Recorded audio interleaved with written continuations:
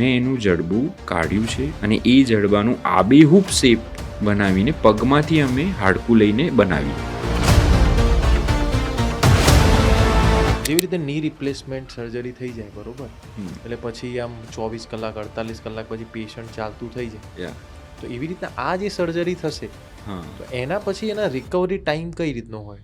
સો generally એવું કહેવાય કે ફ્રી ફ્લેપ એટલે microvascular surgery, it's a latest દૂરબીનથી થતી હોય, એનાથી ઉપર કશું નથી, બરાબર છે. ફ્રી ફ્લેપ સર્જરી જનરલી અમે લોકો એ સર્જરીમાં, ધારો કે સે ફોર એક્ઝામ્પલ કોઈના જડબાનું ઓપરેશન કર્યું છે, મેં એનું જડબું કાઢ્યું છે અને એ જડબાનું આબેહૂબ શેપ બનાવીને પગમાંથી અમે હાડકું લઈને બનાવીએ.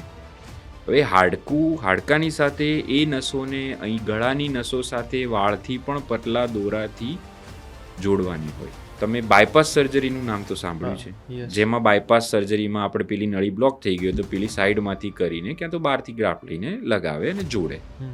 હવે એ જે જોડાણ હોય ને એને મિનિમમ 72 કલાક સુધી એઝ ઇટ ઇઝ રહેવા દેવું પડે, તો એ વ્યવસ્થિત બ્લડ ફ્લો ને એ બધું ચાલુ રહે. તો આ સેમ વસ્તુ છે microvascular surgery. It is a same like bypass surgery. Okay, કે જેમાં અમારે 3 દિવસ તો મિનિમમ દર્દીને એક જ પોઝિશન મેન્ટેન કરીને રાખવું પડે.